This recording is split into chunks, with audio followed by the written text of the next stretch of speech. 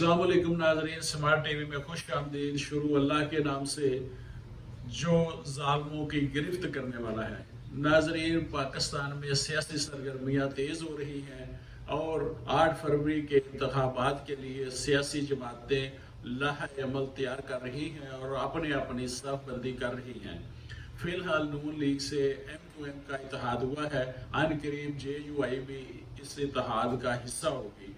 नून league की पंजाब में position तो काबिल कबूल है और वो इलेक्शन जीतते नजर आती है। अहम सवाल ये है कि क्या नून लीग सिंध में शगाफ डाल सकेगी, सिंध में अपना वजूद मनवा सकेगी।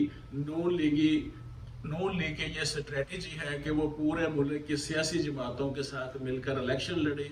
इससे ये नतीजा अखज़ होता है कि नून लीग खुद अपने निशान पर, अपनी शनाख्त पर इलेक्शन में खुद को विनिंग पोजीशन में नहीं देखती, वगरना जिस सियासी पार्टी की मकबूलियत हो वो सहारे तलाश नहीं किया करती।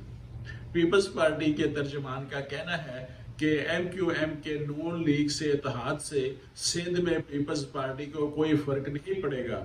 नून लीग पीपल्स पार्टी को सिंध में कोई नुकसान नहीं पहुंचा सकती। पीपल्स पार्टी के तर्जमान का कहना है कि ये सिंध में जितने मर्जी इत्तेहाद बना ले, पीपल्स पार्टी को शिकस्त नहीं दे सकते।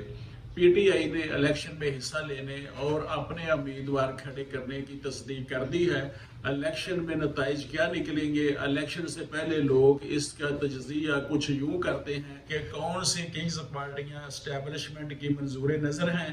नून लीग अलीम खां और जहांगीर तरीन को कब्जा ग्रुप और चीनी माफिया कहा करते थे। आज इन्हें उन्होंने गले लगा लिया है और वो नून लीग के तहादी हैं। MQM 2018 से लेकर 2022 तक इमरान खान और तहरीक इंसाफ के साथ थी।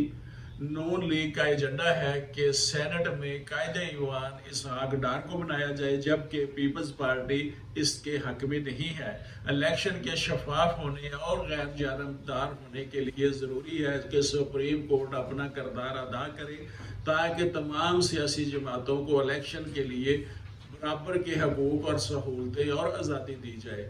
अगर एक सियासी जमात को जलसे करने की इजाज़त नहीं और दूसरी को इजाज़त दे दी जाती है, इन्हें फैसिलिटेट भी किया जाता है, तो इलेक्शन का अमल शफाफ नहीं हो सकता और सुप्रीम कोर्ट को मुतासरा जमात को रिलीफ देना चाहिए कि इन्हें भी तमाम सहूलतें दी जाएं। बज़ाहिर इस वक्त लगता है कि पीपल्स पार्टी को कॉर्नर कर दिया गया है और नून लीग पे दस्ते शफकत रख दिया गया है, लेकिन इलेक्शन के बाद नून लीग को अंदाजा होगा कि वो किस कदर मुश्किल हालात से दो चार होंगे।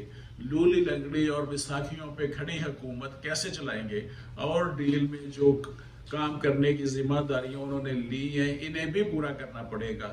ये बिल्कुल वैसे ही होगा जैसे PDM हुकूमत में आसफ अली जरदारी ने वजीर आजम शहबाज शरीफ को बनाकर सिंध अपने कब्जा में रखा, वजारत खारजा अपने बेटे को दिलवा दी। उन्होंने 13-14 माह खूब मजे किए, मगर अवामी अताब का शिकार नून लीग हुई। मुखालफत और बददुआएं शहबाज शरीफ और नून लीग के हिस्से में आई। हालांकि PDM हुकूमत बनाने में सबसे अहम किरदार आसफ अली जरदारी का था।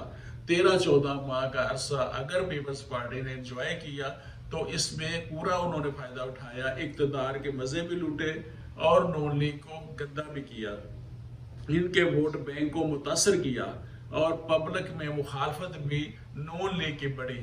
हालांकि PDM की हुकूमत बनाने और इमरान खान की हुकूमत को गिराने में नून लीग से ज्यादा किरदार आसफ अली जरदारी का था। जब मार्च में तहरीक अदम एतमाद पेश कर दी गई थी, तकरीबन 2 हफ्ते तक जनरल कमर जवेद बाजवा ने भरपूर कोशिश की कि तहरीक अदम एतमाद किसी तरह से वापस हो जाए।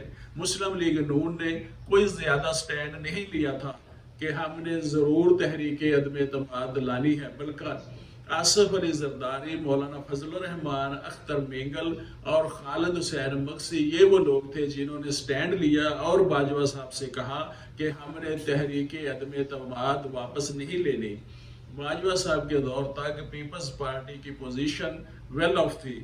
پیپلز پارٹی کی مشکلات میں اضافہ جنرل عاصم منیر صاحب کے آنے سے ہوا ہے۔ باجوہ صاحب کے دور میں پیپلز پارٹی کو کوئی زیادہ پرابلمز نہیں تھے۔ اب نظر یہ آ رہا ہے کہ نہ تو پیپلز پارٹی کو کچھ ملے گا، اور نون لیگ جس قدر توقعات وہ بستہ کیے ہوئے ہے انہیں ان توقعات کے مطابق سب کچھ ملے گا، مگر ان توقعات کے برعکس انہیں اپنے ان تمام ڈیلز میں کیے گئے وعدوں کی بھی بجاوری کرنی ہے۔ اگر ایسا نہ کیا تو مسائل پیدا ہو جائیں گے، اور نواز شریف کی سرشت میں یہ نہیں ہے کہ وہ ڈکٹیشن لے۔ انہوں نے 3 دفعہ وزیر اعظم کی سیٹ سے ہٹائے جانے کے بعد یہی موقع اختیار کیا تھا کہ میں ڈکٹیشن نہیں لے سکتا۔